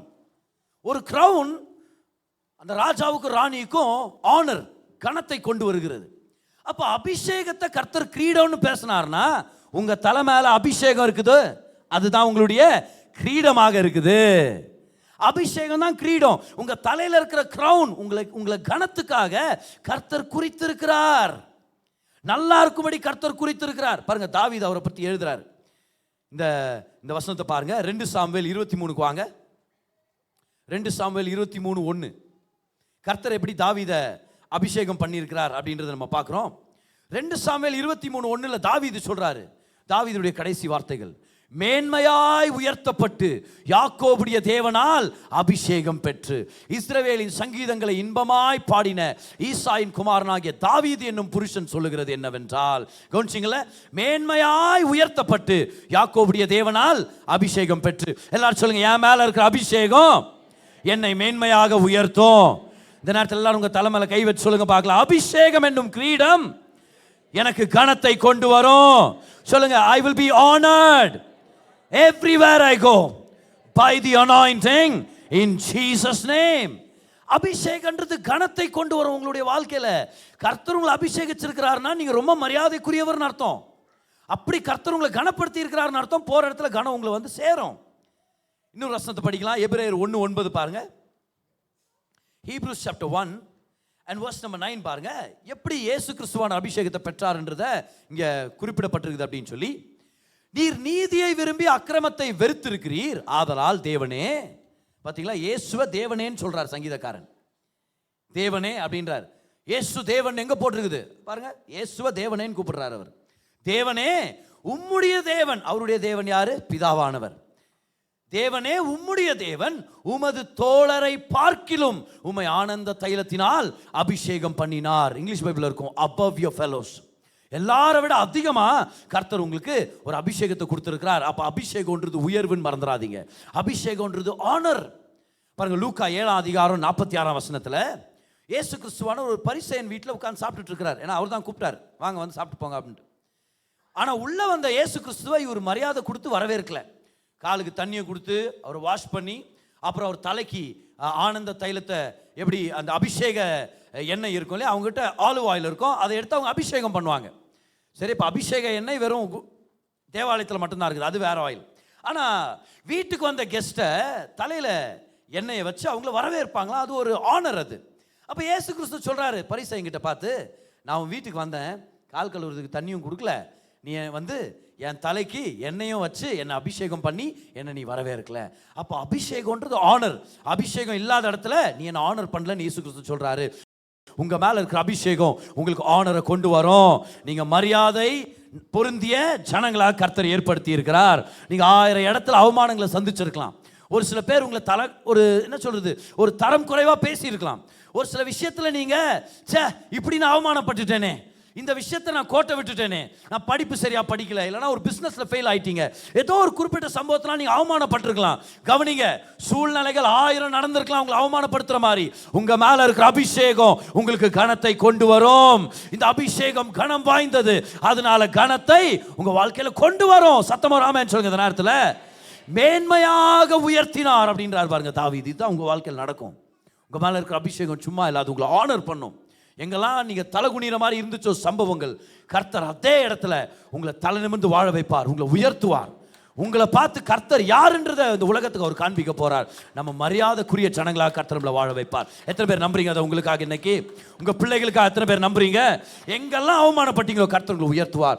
அபிஷேகம் கனத்தை கொண்டு வரும். எல்லாரும் சொல்லுங்க, அபிஷேகம் என் மேல கிரீடத்தை போல அது கனத்தை கொண்டு வருது. அதான் 2வது point. எழுதிட்டீங்களா? The anointing is a mark of honor. The anointing is a mark of honor. உங்க வாழ்க்கையில கனத்துக்காகவே கர்த்தர் உங்களை குறித்து வச்சிருக்கிறார் இந்த அபிஷேகத்தின் மூலமாக. அப்ப போற இடத்துலலாம் கனத்தை எதிர்பாருங்க, ஏன்னா அபிஷேகம் உங்க மேல இருக்குது. ஆனா 3வதா நம்ம வரோம் பாருங்க, அபிஷேகத்துடைய அர்த்தம் என்னன்னு சொல்லி. ஒரு மனுஷன் அபிஷேகம் பெற்றவன்னா என்ன அர்த்தம்? ரொம்ப முக்கியமான ஒரு அர்த்தத்தை தான் இப்போ உங்களுக்கு எடுத்து காமிக்க போறேன். வாங்க, 1 Samuel 16:13. 1 Samuel chapter 16 and verse number 13. அப்பொழுது சாமுவேல் தைல கொம்பை எடுத்து, பாருங்க தாவீது அபிஷேகம் பெற்றதை இந்த இடத்துல பார்க்கிறோம் நம்ம. அவனை அவன் சகோதரர் நடுவிலே அபிஷேகம் பண்ணினான். ஏன் ஆண்டவரை குறிக்கிறார்னா, இந்த இடத்துல தாவீதை வந்து அவங்க அப்பா பெருசா நினைக்கல. அவன் தான் சின்னவன், 16-17 வயசு பாருங்க, ஆடு மேய்ச்சிட்டு இருக்கிறான். 7 பேர் அண்ணன்மார்கள் வீட்டிலே தான் இருக்கிறாங்க. அவ்வளோ வளர்ந்து கூட ஏதோ அன்னைக்கு பார்த்து அவங்க வேலைக்கு போகலையா, இல்லை வெட்டியாக தான் இருக்கிறாங்களான்னு தெரில நம்ம. ஆனால் சாமுவேல் தீர்க்கதரிசி வீட்டுக்கு வர்றாரு. உன் பிள்ளைங்கள்லேருந்து ஒருத்தன் தான்ப்பா ராஜா அடுத்ததா அப்படின்ன உடனே, ஐயா பிரைஸ் த லார்ட், இருக்க கூப்பிட்றேன் எல்லா பிள்ளையும் சொல்லி 7 பேரை மட்டும் கூப்பிட்டு நிப்பாட்டுறான். தாவீதை கூட மாட்டிக்கிறார் அவங்க அப்பா. ஏன்? வெறுப்பெல்லாம் இருந்திருக்காது, ஆனால் ஒன்று இருந்திருக்கும், அவன்லாம் எப்படி ராஜாவாவான், அவன் சின்ன பையன் அங்கங்கே கிட்டாரை வாசிச்சுக்கின்னு ஆடுங்க மேய்ச்சிக்கின்னு ஆடுங்களுக்கு போய் பாட்டு பாடின்னு இருப்பான். அங்கே போய் பார்த்தா அப்புறம் உண்டி வல்ல விளையாடினுங்கிறான். இவனெல்லாம் ராஜாவாக்கு வர கர்த்தர் இப்படி தான் நினச்சார் அவங்க அப்பா. அவன் கடைக்குட்டி, கடைக்கு போனால் போயிட்டு வருவான். அவன் அங்கே ஆடு மேய்ச்சிட்டு இருக்கிறான். எல்லாரும் நின்றுட்டாங்க பாருங்க, 7 பேர் நின்றுட்டாங்க. சாமுவேல் வர்றாரு, யார் அபிஷேகம் பண்ணலான்னு. ஒருத்தரையா ஆண்டவர் ரிஜெக்ட் பண்ணுறாரு. ஒருத்தர் யார் மேலேயும் எண்ணெய் ஊற்றப்படவே இல்லை. ஈசாய்க்கு கன்ஃபியூஸ் ஆயிடுச்சு பாருங்க. அவர் கேட்குறாரு, ஏன்பா இவ்வளோ தான் அவன் பசங்க அப்படின்னா இருக்கிறான் சின்னவன் அப்படின்றாரு. தாவீதுன்னு கூட சொல்றது இல்லை, இருக்கிறான் சின்னவன் இருக்கிறான், ஆடு மேய்ச்சிட்டு இருக்கிறான். சாமுவேல் சொல்றாரு, என்னப்பா இப்படி பண்ணிட்டீங்க, ஃபர்ஸ்ட் அவரை வர வைங்க, அவர் வர்ற வரைக்கும் யாரும் உட்காந்து சாப்பிட போறதில்ல அப்படின்ட்டார் பாருங்க. எல்லாரும் வெயிட் பண்ணுகிறான் தாவீதுக்கா. தாவீது யாரு? அப்பாவால பெரிய விதத்தில் கருதப்படாதவன். சமுதாயத்தினால இவெல்லாம் என்னத்தை பெருசா பண்ணிடுவான் அப்படின்ற ஒரு எண்ணத்துல எல்லாரும் அவனை ரிஜெக்ட் பண்ணிட்டாங்க. இப்பேற்பட்ட நிலைமையில இருக்கிற ஒரு வாலிப பையன் பாருங்க, ஒரு 17 வயசு பையன் வர்றான். அவன் வந்த உடனே கர்த்தர் சாமுவேல் கிட்ட சொல்றாரு, பாருங்க என்ன நடந்துச்சுன்னு சொல்லி. அப்பொழுது சாமுவேல் தைல கொம்பை எடுத்து அவனை அவன் சகோதரன் நடுவில் அபிஷேகம் பண்ணினான். அந்நாள் முதல் கொண்டு கர்த்தர் சொன்னார், சாமுவேலே எழுந்திருன்னு சொல்லி, எந்திரிச்சுன்னு அவன் அபிஷேகம் பண்ணு, அவனை தான் நான் தெரிந்து கொண்டிருக்கிறேன் அப்படின்னு சொல்லி அவனுக்கு அபிஷேகம் பண்ண உடனே என்ன நடந்துச்சு? அந்நாள் முதற்கொண்டு கர்த்தருடைய ஆவியானவர் தாவீதின் மேல் வந்து இறங்கி இருந்தார். சாமுவேல் எழுந்து ராமாவுக்கு போய்விட்டான். கர்த்தருடைய ஆவியானவர் இறங்கி வந்தார் அபிஷேகத்தின் நாள் முதல் கொண்டு. அபிஷேகம்னா என்னது? பரிசுத்த ஆவியானுடைய சகாயம் ஒவ்வொரு விஷயத்திலையும் நம்மளுக்கு அவைலபிளா இருக்குதுன்னு அர்த்தம். எத்தனை பேர் சந்தோஷப்படுவீங்க தெரிஞ்சுக்கிறதுக்காக? எல்லாரும் சொல்லுங்க பார்க்கலாம். எல்லா விஷயத்திலையும் ஆவியானுடைய சகாயம் எனக்கு இப்போ அவைலபிளா இருக்குது. எழுதிங்க, 3வது பாயிண்ட் அதுதான். The anointing gives access to the help of the Holy Spirit in every way. The anointing gives access to the help of the Holy Spirit in every way. அபிஷேகம் எல்லா வழிகளிலும் பரிசுத்த ஆவியின் சகாயத்தை பெரும்படி அனுமதி அளிக்கிறது. எல்லா விஷயத்திலும் இப்போ ஹோலி ஸ்பிரிட் உங்களோட இருக்கிறார். அனாயிண்டிங் வந்துருச்சுன்னா என்ன? சும்மா எண்ணெயை ஊற்றி விட்டாங்க ஜெபிச்சுட்டு போயிட்டார் பிரதர்னு அர்த்தம் இல்லை. ஹோலி ஸ்பிரிட்டே உங்களுக்குள்ள இருக்கிறாரு. ஒவ்வொரு விஷயத்திலும் உங்களுக்கு சகாயம் பண்ணுவார். உங்களுக்கு தேவையானதெல்லாம் கொடுத்துட்டே இருப்பார். எல்லா விஷயத்தையும் உங்களுக்கு சப்ளை பண்ணிகிட்டே இருப்பார். ஒரு 5 விஷயத்தை உங்களுக்கு காமிக்கிறேன் பாருங்க, என்னென்ன கொடுக்குறாரு ஆவியானவர்னு சொல்லி. அப்படியே நம்ம அதை லிஸ்ட் பண்ணிக்கலாம். நான் ரொம்ப எக்ஸ்பிளைன் பண்ண போகிறதில்ல அதில், ஆனால் உங்களுக்கு இதை அப்படியே லிஸ்ட் பண்ணுன்னு சொல்லி விருப்பப்படுறேன் பாருங்க. 1 சாமுவேல் 2:10 நம்ம பார்க்குறோம், அபிஷேகம் பலத்தை கொடுக்கிறது. பலன், ஒரு டிவைன் ஸ்ட்ரென்த். ஒரு சில பேர் இங்கே இருக்கிறீங்க, பிரதர் எனக்கு ஒரு பலன் வேணும் பிரதர், இல்லைன்னா என்னால் முன்னாடி போக முடியாது பிரதர். எனக்கு இருக்கிற ஒரு சில சூழ்நிலைகள் மத்தியில் பலவீனமாக போயிட்டான் நான். கர்த்தர் உங்களை பார்த்து சொல்கிறாரு, நீ அபிஷேகம் பெற்றவன்ன்றதை ஞாபகப்படுத்திக்க. இந்த அபிஷேகத்தை நிமித்தம் உனக்கு பலன் சொந்தமாக இருக்கிறது. எல்லாரும் சொல்லுங்க பலன். அப்போஸ்தலர் 10:38 நம்ம படிக்கிறோம், நசரேயனாகிய இயேசு கிறிஸ்துவை தேவன் பரிசுத்த ஆவியினால் அபிஷேகம் பண்ணினார், வல்லமையினால் அபிஷேகம் பண்ணினார். அப்ப பரிசுத்த ஆவியானவர்ன வல்லமை, பவர். பவர் எல்லாம் சொல்லுங்க பார்க்கலாம், பவர்னு சொல்லுங்க பார்க்கலாம். வல்லமை கர்த்தர் உங்களுக்கு கொடுத்திருக்கிறார். எதையாவது செய்ய முடியறதுக்கான பவர் இன் ஆக்ஷன். இப்ப ஸ்ட்ரென்த்ன்றது மன தைரியமாக கூட இருக்கலாம், மனத்தின் பலமாக கூட இருக்கலாம், மனதளவில் ஒரு பலனா இருக்கலாம். ஆனா பவர்ன்றது ஆக்ஷன், செயல்முறைக்காக இல்லைன்னா செயல்படுத்தும்படி நமக்குள்ள கிரியை செய்கிற வல்லமை கொடுக்கப்படுகிறது. அது மட்டும் இல்லை, அப்போஸ்தலர் 6:10 படிக்கிறோம், ஸ்தேவான் ஆவியானவரால ஞானத்தினால பேசினதை யாராலையுமே தாங்க முடியல பாருங்க. அந்த அளவுக்கு அவருடைய ஞானம் இருந்துச்சு. விஸ்டம். உங்களுக்கு ஞானம் தேவையா? எப்பேற்பட்ட விஷயத்தில் உங்களுக்கு ஞானம் தேவைப்பட்டாலும் ஹோலி ஸ்பிரிட் உங்களுக்கு ஞானத்தை தருவார். சிறந்த கணவராக இருக்கும்படி, சிறந்த மனைவியாக இருக்கும்படி, நல்ல ஒரு பேரண்டாக இருக்கும்படி கர்த்தர் உங்களுக்கு ஞானத்தை தருவார். நல்ல ஸ்டூடெண்டாக இருக்கும்படி ஞானத்தை தருவார். ஆண்டவர் ஞானத்தை அளிக்கிற தேவனாக இருக்கிறார். அது மட்டும் இல்லை, அப்போஸ்தலர் 13:52 பார்க்குறோம், ஆவியானவரால் நிரப்பப்பட்டு சந்தோஷத்தால் நிரப்பப்பட்டாங்க. ஜாய், ஒரு சந்தோஷத்தை கர்த்தர் கட்டளை எடுக்கிறார். அபிஷேகத்தினால் இது கிடைக்குது. அதனால தான் பாருங்க, ஒரு சில சூழ்நிலைகளில் துக்கம் வருது, ஆனால் கொஞ்ச நேரம் தான் துக்கமாக இருக்க முடியுது. கவனிச்சுக்கிறீங்களா? அதை அதுக்கப்புறம் கொஞ்ச நேரம் ஏதோ மனசு பேஜாராக மூஞ்ச ஒரு மாதிரி இருக்குன்னு வச்சுக்குவேன். அதுக்கப்புறம் உள்ளேருந்து ஒரு பலன் வருது, உள்ளேருந்து ஒரு ப்ராமிஸ் வருது, ஒரு பலன் வருது. அப்புறம் நீங்கள் சொல்லுங்க, சரி விடு ஜெயிக்கலாம், சும்மா மூஞ்ச இப்படியே வச்சுன்னு இருந்தா எனக்கும் நல்லா இல்லை, பார்க்குறவனுக்கும் நல்லா இல்லை, அவங்களே எவ்வளோ நேரம் தான் சைக்குவாங்க இந்த மூஞ்ச அப்படின்னு என்ன பண்ணுறோம்? நம்ம சந்தோஷத்துக்கு அனுமதி கொடுக்குறோம். எங்கேருந்து வருது அந்த சந்தோஷம்? சில பேர் நம்மளை பார்த்து, நம்மளுக்கு கூட வேலை செய்கிறவங்களா படிக்கிறவங்களா இருக்கலாம், அவங்க நம்மளை பார்த்து கேட்பாங்க சில நேரத்தில், எப்படி தெரியுமா, எப்படி இவ்வளோ பிரச்சனை மத்தியில் நீ இப்படி சிரிச்ச முகமாக இருக்கிறேன்னு கேட்பாங்க. எப்படி இவ்வளோ போராட்டங்கள் மத்தியில் நீ சந்தோஷமா இருக்கிற. அவங்களுக்கு இது ஒரு புதிரா இருக்கும். ஆனா நமக்கு பாருங்க வெளிப்படையா இருக்குது. எனக்குள்ள இருக்கிற ஆவியானவர் எனக்கு சந்தோஷத்தை சப்ளை பண்ணுகிறார். இந்த சந்தோஷம் சூழ்நிலை மாறினா வர்றதில்லை. சூழ்நிலை மாறினா யாரா இருந்தாலும் சந்தோஷமா இருக்க முடியும். சூழ்நிலை மாறுறதுக்கு முன்னாடியே ஒருத்தர் சந்தோஷமா இருக்கிறானா அவன் அபிஷேகம் பெற்றவன். ஆமென். பக்கத்தில் பார்த்து சொல்லுங்க, உங்க சந்தோஷம் தான் உங்க பலன்னு சொல்லுங்க அவங்க கிட்ட. The joy of the Lord is your strength. உங்க பலத்தை விட்டு கொடுத்துறாதீங்க. என்னன்னா நடக்கட்டும், என் கர்த்தர் என்னோட இருக்கிறார். இவ்வளவு தூரம் என்னை காப்பாத்தி கொண்டு வந்துட்டாருன்னா இனியும் என்னை காப்பாத்த அவர் வல்லவரா இருக்கிறார். எத்தனை சூழ்நிலைகளை தாண்டி வந்துட்டோம். கமான் பேசுங்க பார்க்கலாம். எத்தனை பிரச்சனைகளை தாண்டி வந்திருக்கிறோம். ஒரு சில பேர் இங்க இருக்கிறோம், மரண படுக்கையில இருந்து கர்த்தர் உங்களை எழுப்பி இருக்கிறார். நான் சில பேர் பாருங்க உயிர் போற அளவுக்கு ஆக்சிடென்ட் உடைய டேஞ்சர்ஸ் வந்து கர்த்தர் உங்களை தப்பு வச்சிருக்கிறார். எத்தனை சூழ்நிலையில இருந்து கர்த்தர் காப்பாத்தி இருக்கிறார். இம்மட்டும் காப்பாத்தினவர் இனியும் காப்பாற்ற வல்லவரா இருக்கிறார். இப்ப இருக்கிற பிரச்சனை ஒன்றும் ரொம்ப பெருசாலாம் இல்லை. கர்த்தருடைய அபிஷேகம் பெரியது. ஆமென். எல்லாம் சொல்லுங்க சந்தோஷம் சொல்லுங்களேன். ஆனா கடைசியா பாருங்க, இதுதான் சில நேரத்தில் நம்ப கூடாத அளவுக்கு இருக்கும். ஸ்கில்ஸை கர்த்தர் தர முடியுமா? ஏன்னா ஸ்கில்ன்றது நம்ம பிறப்புலேயே நம்மளுக்கு கொடுக்கப்படுறது இல்லையா அப்படின்னு ஒரு சில பேருக்கு ஒரு எண்ணம். தாளந்துகள் இதெல்லாம் எப்படி பதர், எப்படி இது நடக்கும்னா வாங்க எல்லாரும் எக்ஸோடஸ் சாப்டர் 35 வாங்க. அதுக்கு முன்னாடி இந்த क्वेश्चन ஆன்சர் பண்ணுங்க.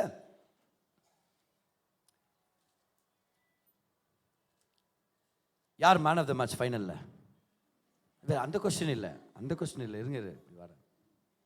இஸ்ரவேல் ஜனங்க எகிப்துல இருக்கும்போது, அடிமைகளா இருக்கும்போது அவங்களுக்கு தெரிஞ்ச வேலை என்னது? முக்கியமா அவங்களுக்கு தெரிஞ்ச வேலை என்ன வேலை செஞ்சுட்டு இருந்தாங்க? செங்கல் செஞ்சாங்க. வெரி குட், கரெக்டாக தான் சொன்னீங்க. அப்புறம் அப்போ இதுதான் வீடு கட்டுற வேலை அப்படின்னா இந்த கார வேலை செய்கிறது தான் அவங்களுடைய முக்கியமான தொழிலாக இருந்தது. அது ஒரு நல்ல தொழில், அதுலேயும் நல்லா சம்பாதிக்கலாம். அது ஒரு முக்கியமான திறமை தான் இல்லையா? சந்தோஷப்படுறோம் நம்ம அந்த விஷயத்தில். ஆனால் பொதுவாக எல்லாரும் வெறும் இந்த வீடு கட்டுற வேலை, செங்கலுங்களை உற்பத்தி பண்ணுற வேலையை தான் பண்ணிட்டு இருக்கிறாங்க. இப்போ வனாந்திரத்துக்கு வந்த உடனே கர்த்தர் மோசே கிட்ட சொல்றாரு, மோசே ஆண்டவரே சொல்லுங்க இதெல்லாத்தையும் செஞ்சிடணும் நீங்க கரெக்டாக. அதே மாதிரி எதெல்லாம் ஆண்டவரே பாரு, உனக்கு ஒரு தரிசனத்தை காமிக்கிறேன் பாரு. ஆண்டவர் தரிசனத்தை காமிக்கிறார் பாரு. இந்த தங்கத்தில் இது பெட்டியை பண்ணும். தங்கத்தில் பெட்டியா? இந்த தங்கத்து பெட்டியில மேலே இப்படி ஒரு தூதன், இப்படி ஒரு தூதன். அப்புறம் அந்த கம்பை மாட்டுறதுக்கு 2 வளையம் 4 வளையத்தை போட்டுருணும். அப்புறம் ஒரு பீடத்தை கட்டணும், அது வெண்கலத்தில் செய்யணும். அப்புறம் வெள்ளியில இதை செய், பித்தளையில் அதை செய்யணும். அவ்வளோ டிசைன்ல காமிச்சிட்டு ட்ரை பண்ணுன்னு சொல்லல, எக்ஸாக்டா நான் காமிச்ச மாதிரியே செய்யணும். இப்போ எப்படி இருந்திருக்கும் மோசேக்கு அன்னைக்கு? ஆண்டவரே நம்ம ஜனங்கள்லாம் எங்கேருந்து வந்தாங்கன்னு தெரியுமா உங்களுக்கு? இவங்களன்னா நான் ஆர்ட்ஸ் காலேஜ்லேருந்து கிராஜுவேஷன்லேருந்து கூட்டின்னு வந்தேன் அவங்கள. இவங்கெல்லாம் எங்கே வேலை செஞ்சுட்டு இருந்தோம் ஆண்டவரே? நாங்கள் அடிமத்தனத்தில் செங்கல் செய்கிறவங்க. நாங்கள் எங்கள்கிட்ட எடுத்துட்டு வந்து நீ தங்கத்தில் இப்படி பண்ணு, வெங்கலத்தில் இது பண்ணுனா எங்கேருந்து போய் பண்ணுறது? இப்போ கர்த்தர் சொல்கிறாரு கவலையப்படாத, பாரு என்ன நடக்குதுன்னு சொல்லி. பின்பு மோசே இஸ்ரவேல் புத்திரரை நோக்கி, பாருங்கள் கர்த்தர் யூதாவின் கோத்திரத்தில் ஊரின் மகனான உரியின் குமாரன். பார்த்தீங்களா, அவங்க தாத்தா பேர் ஊர், அப்பா பேர் உரி. அப்போ அவர் பேர் சூர்யா அப்படின்னு நீங்கள் கேட்கக்கூடாது. அவர் பேர் பாரு என்ன தெரியுமா? பெசாலியேல். சரி, அவனுக்காக நல்ல பேர் வைக்கலான்னு இப்படி வச்சுட்டாங்க. ரைட், பெசாலியேலை பேர் சொல்லி அழைத்து ஒரு குறிப்பிட்ட நபரை பற்றி பேசுகிறார். பெசாலியேலை பார்த்துக்க அப்படின்றார். அந்த பெசாலியேல் என்ன ஸ்பெஷலு? அவன் விசித்திரமான வேலைகளை யோசித்து செய்யவும், பொன்னிலும் வெள்ளியிலும் வெண்கலத்திலும் வேலை செய்யவும், ரத்தினங்களை முத்திரை வெட்டாக வெட்டி பதிக்கவும், மரத்தில் சித்திர வேலை செய்து சகல வினோதமான வேலைகளை செய்யவும், அவனுக்கு ஞானத்தையும் புத்தியையும் அறிவையும் அருளி அவன் சகலவித வேலைகளையும் செய்யும்படி, படிங்க எல்லாருமே, தேவ ஆவியினாலே அவனை நிரப்பினார். ஹல்லேலூயா. அப்போ பரிசுத்த ஆவியானவர் வந்தார்னா வெறும் ஞானத்தை பலத்தை வல்லமை கொடுத்துட்டு போறவர் இல்ல, உங்க வேலைக்கு தேவையான திறமைகளை உங்களுக்கு கொடுப்பாருன்ற நான். அந்த ஞானமும் அந்த டேலண்டால கர்த்தர் நிரப்ப முடியும். பாரு, ஒரு சில பேர் நினைக்கிறேன் எனக்கெல்லாம் டேலண்ட் இல்லை பிரதர், எனக்கெல்லாம் திறமை இல்லை பிரதர், நான் எப்படி பிரதர் முன்னேறது? நீங்க ஆவியானவருக்கு அர்ப்பணிங்க, அவருடைய அபிஷேகத்தை பெற்றுக்கொள்ளுங்க. அபிஷேகம் திறமைகளை கொண்டு வரும். கமான், நம்புறவங்க ஒரு ஆமென் சொல்லுங்க. இந்த நேரத்தில் அபிஷேகம் உங்களை திறமைகளால நிரப்பும். உங்களுக்கு அனுபவம் இல்லாம இருக்கலாம், திறமை வரும்ன்ற நான். சில பேர் பிசினஸ் பீப்புள் இருக்கிறீங்க, பிசினஸ் அடுத்த கட்டத்துக்கு கொண்டு போற அந்த திறமையை கர்த்தர் ரிலீஸ் பண்ணுவார் இயேசுவின் நாமத்தில். மியூசிஷியன்ஸ் இருக்கிறீங்க, அடுத்த கட்டத்தில் நீங்க வாசிக்கும்படி கர்த்தர் திறமைகளை அதிகமாக்குவார். ப்ரொஃபஷனல் டீச்சர்ஸ் அண்ட் ட்ரெயினர்ஸாக நீங்கள் இருக்கலாம். ஆனால் கர்த்தர் உங்களுக்கு திறமைகளை அதிகரிக்கிற தேவனாக இருக்கிறார். யாருனால இது நடக்குது? எல்லாரும் படிங்க பார்க்கலாம். அவனுக்கு ஞானத்தையும் புத்தியையும் அறிவையும் அருளி அவன் சகலவித வேலைகளையும் செய்யும்படி தேவாவினாலே அவனை நிரப்பினார். ஹல்லேலூயா. உங்க தலைமையில கை வச்சு சொல்லுங்க பார்க்கலாம், திறமைகளால் என்ன நிரப்புங்க. சத்தமா சொல்லுங்க, திறமைகளால் என்ன நிரப்புங்க, வரங்களால் என்ன நிரப்புங்க, தாளந்துகளால நிரப்புங்க, அறிவினால நிரப்புங்க, ஞானத்தினால நிரப்புங்க. சொல்லுங்க, அனாயிண்டிங் எனக்கு திறமைகளை கொண்டு வரும் இயேசுவின் நாமத்தில். விசுவாசிக்கிறவங்க கர்த்தருக்கு நன்றி செலுத்துங்க பார்க்கலாம். அந்த நேரத்தில் அபிஷேகம்னா என்னது?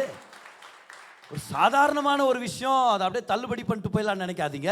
இந்த அபிஷேகம் உங்க வாழ்க்கையவே மாத்திரும் சொல்றேன். நான் தான் இப்போ நான் உங்கள்கிட்ட பேசிட்டு இருக்கிறேன். அபிஷேகம்ன்றது பரிசுத்த ஆவியின் சகாயத்தை உங்களுக்கு ஆக்சசிபிளாக மாற்றுகிறது. 5 சகாயன்ற இப்போ நம்ம படிச்சிட்டோம். வேலன்லேருந்து, வல்லமையிலேருந்து, ஞானத்திலேருந்து, சந்தோஷத்துலேருந்து, திறமை வரைக்கும் பரிசுத்த ஆவியின் சகாயம் பண்ண. இந்த போனஸ் பாயிண்ட் எழுதிங்க பார்க்கலாம்.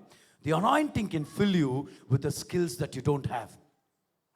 The anointing can fill you with the skills that you don't have. உங்களிடத்தில் இல்லாத திறமைகளால் அபிஷேகம் உங்களை நிரப்ப சாத்தியம் உள்ளது. உங்களுக்கு அந்த அழைப்பு இருக்குதா? நீங்க இறங்குங்க, திறமை வரும். கர்த்தர் தருவார், அந்த அழைப்பை தருவார். அழைப்பை கொடுத்தவர் அதுக்கான வரங்களை தராமல் இருப்பாரா? அந்த பணியை கொடுத்தவர் அதுக்கான பலனை கொடுக்காம இருப்பாரா? நீங்க பெற்றோரா இருக்கிறீங்க, கர்த்தர் உங்களுக்கு பிள்ளை கொடுத்துருக்கிறார், அதை வளர்க்கறதுக்கு உங்களுக்கு கர்த்தர் ஞானத்தை தரமாட்டாரா? சில பேர் பாருங்க, எனக்கு பிள்ளைகள் நான் பெற்றெடுக்கிறதுக்கு எனக்கு மனதில்லை. ஒரு சில பேர் உண்மையாவே அப்படி சொல்றாங்க. உண்மையாவே என்னன்னு கேட்டால், இல்லை எனக்கு பிள்ளைகள் வளர்த்து எக்ஸ்பீரியன்ஸ் இல்லை. இப்போ நாங்களாம் எல்லாம் பிள்ளைங்களை வளர்த்து எக்ஸ்பீரியன்ஸோட பிள்ளைங்களை பெற்றுக்கிறோம். கர்த்தர் பிள்ளைங்களை கொடுத்தாருன்னா வளர்க்குறதுக்கான திறமையும் ஞானத்தையும் அவர் தருவார். ஆமென். இப்போ பிள்ளைகளை வளர்க்குறதுக்கு நல்ல புத்தகங்களை படிக்கலாம். ஆனால் புத்தகங்களை படிக்கிறதுனால பிள்ளையை பயங்கரமாக வளர்த்துற முடியாது. அதெல்லாம் சகாயம்தான்.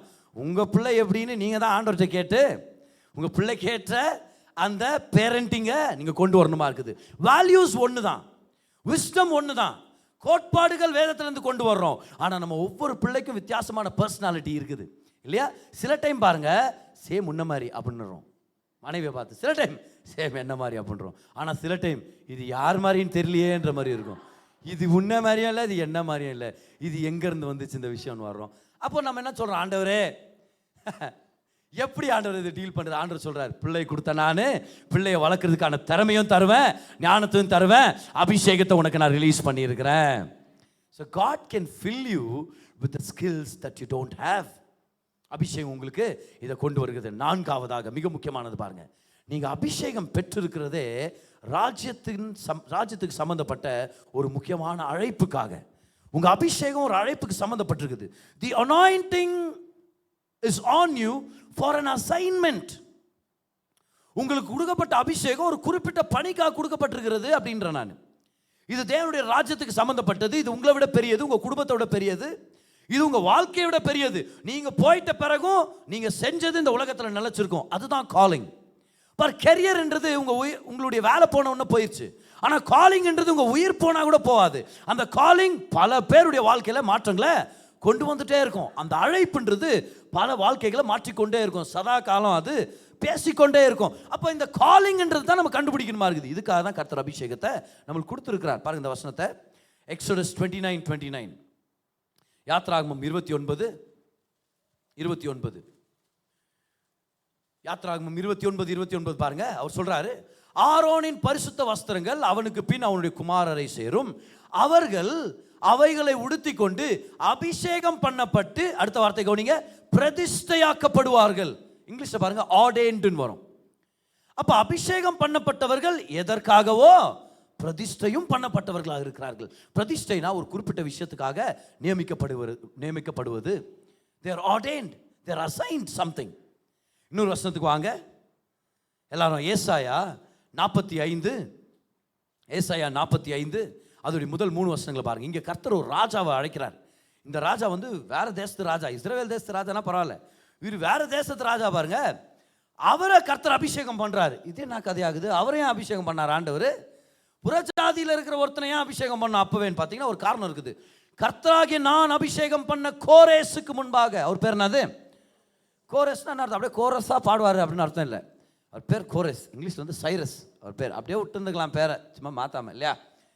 கோரேசுக்கு முன்பாக ஜாதிகளை கீழ்ப்படுத்தி ராஜாக்களின் இடைக்கட்டுகளை அவிழ்க்கும்படிக்கும், அவனுக்கு முன்பாக வாசல்கள் பூட்டப்படாதிருக்க கதவுகளை திறந்து வைக்கும்படிக்கும் அவனை பார்த்து அவன் வலது கையை பிடித்து கொண்டு அவனுக்கு சொல்லுகிறதாவது, கர்த்தர் அந்த கோரேசுடைய ராஜா உடைய கையை பிடிச்சு சொன்னாராம், நான் உனக்கு முன்னே போய் கோணலானவைகளை செவ்வையாக்குவேன்.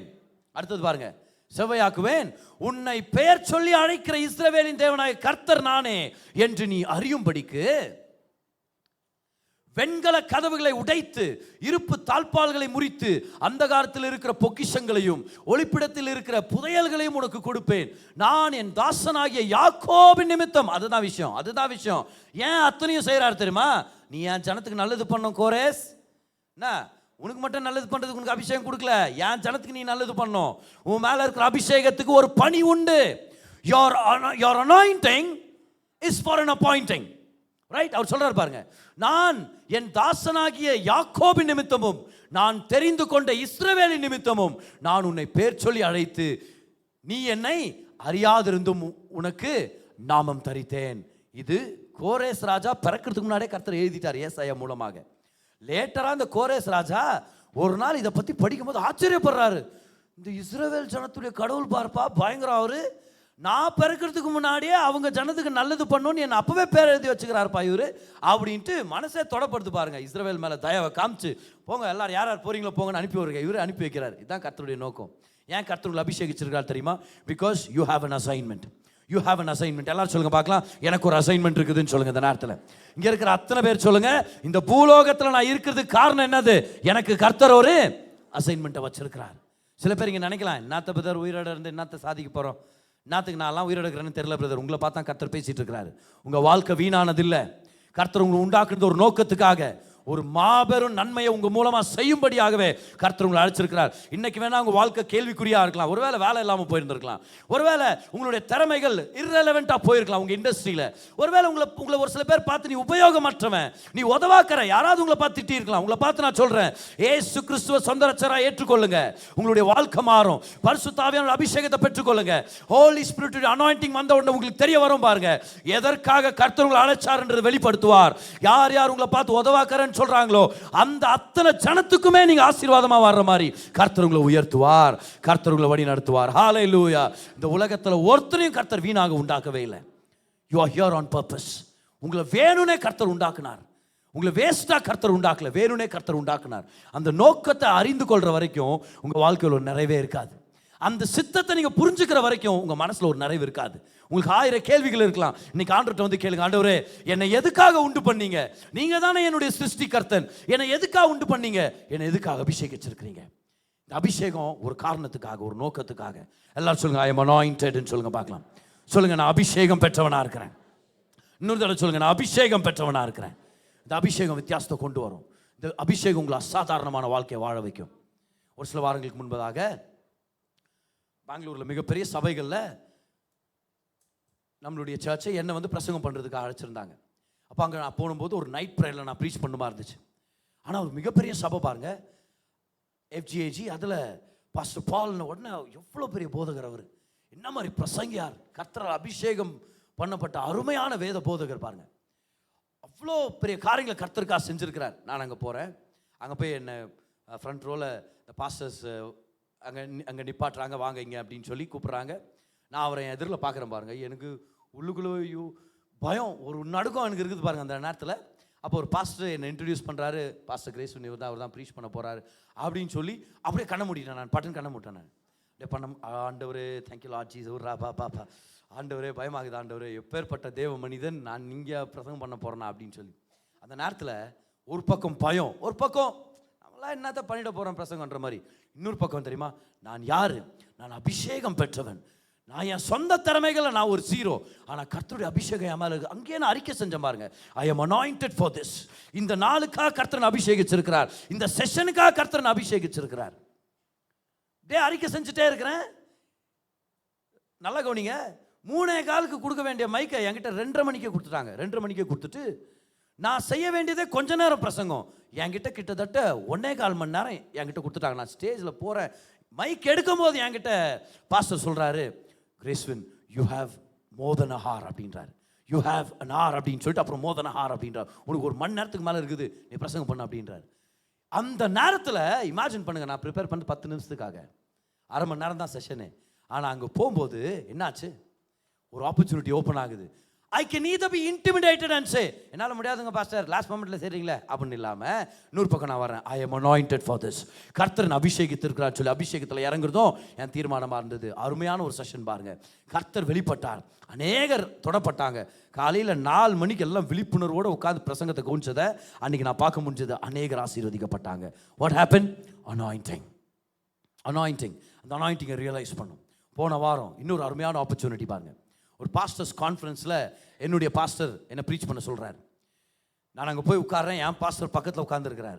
அங்கேயே ஒரு பயம் ஆரம்பிச்சிச்சு எனக்கு. அப்புறம் அங்கே ஒரு 300 கிட்டத்தட்ட 300 பாஸ்டர்ஸ் பாருங்க அந்த இடத்துல, தேவ மனிதர்கள், என் வயசு, அவங்களுடைய அனுபவம். நிறைய பெரிய பெரிய ஊழியக்காரங்க வந்திருக்கிறாங்க, வெளியூரில் இருந்தெல்லாம் ட்ராவல் பண்ணி வந்திருக்கிறாங்க. பாஸ்டர் என்ன இன்ட்ரடியூஸ் பண்ண போகிறார் கொஞ்ச நேரத்தில். இவர் தான் இன்னைக்கு முதல் செஷனை பிரசங்கம் பண்ண போகிறார். இப்போ இன்னைக்கு இன்னொரு பக்கம் என்னென்னா, நான் வந்து கொஞ்சம் உயரமாக, கொஞ்சம் அகலமாக, பெரிய தாடி வச்சு ஒரு ஜுப்பா போட்டுருந்தேன்னா அது வேற கதை. ஏன்னா பார்க்குறதுக்கே நம்ம பாஸ்டர் மாதிரி பயங்கரமாக தெரிஞ்சிருப்போம் நம்ம. ஆனால் அப்படி இல்லை, நான் அங்கே ஒரு ஒல்லியாக போய் நிற்கிறேன் பாருங்க. நான் யோசிக்கிறேன், நான் ஆண்டவரே அவ்வளோ நாள் நான் வந்ததில் பாருங்கள் அந்த பயம். அன்றைக்கி வந்துச்சு பயம். போன வாரம் சொல்கிறேன், நான் அங்கே உட்காந்து ஜெபம் பண்ண, ஆண்டவரே நான் அபிஷேகம் பெற்றவன். இதுதான் என்னுடைய வேலை பாருங்க, அபிஷேகம் பெற்றவன். இந்த செஷனுக்காக என்ன அபிஷேகிச்சிருக்கிறீங்க. உங்கள் ஜனங்கள்கிட்ட நீங்கள் பேசுவீங்க. அந்த செஷனை முடிச்சிட்ட பிறகு எத்தனை ஊழியக்காரங்கள் வந்து சாட்சிகளை ஷேர் பண்ணாங்க தெரியுமா? ஒருத்தர் என்னை கட்டி பிடிச்சி அழுகுறாரு பாருங்க. ஆவியானவர் உங்கள் மூலமாக பேசினார். நான் தனிமையின் பிரச்சனையில் வந்தேன், வயசில் மூத்தவர், ஆனால் அவர் வந்து அருமையாக பேசி சாட்சி கொடுக்கும்போது நான் சொல்கிறேன், கர்த்தருடைய அபிஷேகம் உண்மையானது. இந்த அபிஷேகம் உங்களை விசேஷித்த பணிக்காக அழைத்திருக்கிறது. இந்த அபிஷேகம் அதுக்காக தான் கொடுக்கப்பட்டிருக்கிறது. ஹல்லேலூயா, கம் ஆன். உங்களுடைய திறமைக்கு மீறி உங்கள் கையில் வேலை வந்தா வேண்டான்னு சொல்லாதீங்க. உங்கள் அனுபவத்துக்கு மீறி உங்களுக்கு ப்ராஜெக்ட் வந்தா வேண்டான்னு சொல்லிடாதீங்க பட்டுன்னு. கவனிங்க, பயத்தினால ஒதுங்கி நிற்காதீங்க. சொல்லுங்க, என் கர்த்தர் என்ன அபிஷேகிச்சிருக்கிறார், இந்த நேரத்தை நான் விட போறது இல்ல. நான் எடுப்பேன், செய்வேன், சாதிப்பேன். என் கர்த்தர் எனக்கு கொடுத்த அபிஷேகத்தை நான் பயன்படுத்துவேன். Your anointing is for an assignment. அதுதான் 4வது சத்தியம். முதலாவது என்னது? அபிஷேகம்னா என்னது சொல்லுங்க பார்க்கலாம். அபிஷேகம்னா என்ன அர்த்தம்? நான் விசேஷித்தவன் அப்படின்னு அபிஷேகம் என்னை பிரித்தெடுத்திருக்கிறது, சாதாரணமற்றவன் அப்படின்னு சொல்லி. 2வதாக அபிஷேகம்ன்றது என்னது? It's a mark of honor. கணம் பெற்றவனாக அபிஷேகம் என்னை மாற்றி இருக்கிறது. You are all honourable.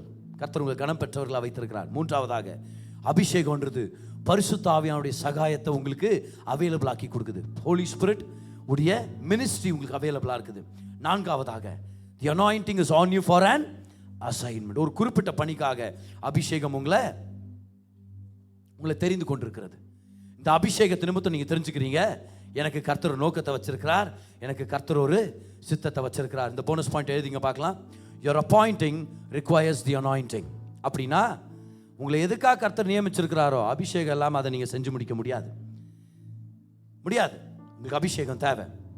அபிஷேகத்தை நீங்கள் பெற்றுக்கொள்ளலாம். இந்த அபிஷேகம் ரொம்ப வித்தியாசமானது, ரொம்ப விசேஷித்தது. யாருக்கும் நடக்காத காரியங்கள் உங்களுக்கு நடப்பிக்கும்னு சொல்கிறேன் நான். அதனால் இந்த காலத்தில் மறந்துடாதீங்க, பெரிய காரியங்களை கர்த்தர் உங்களுக்காக வச்சிருக்கிறார். 5வதாக முக்கியமான பாயிண்ட், ரெடியா இருக்கிறீங்களா? அபிஷேகம் என்ன செய்யுது தெரியுமா? அபிஷேகம்ன்றது உங்க மேல ஒரு பாதுகாப்பின் அடையாளமா இருக்குது. The anointing will protect you wherever you go. உங்க மேல இருக்கிற அபிஷேகம் சாதாரணமானது இல்ல, விசேஷித்தது. அது உங்களை பாதுகாக்கிற ஒரு வல்லமையாக இருக்கிறது.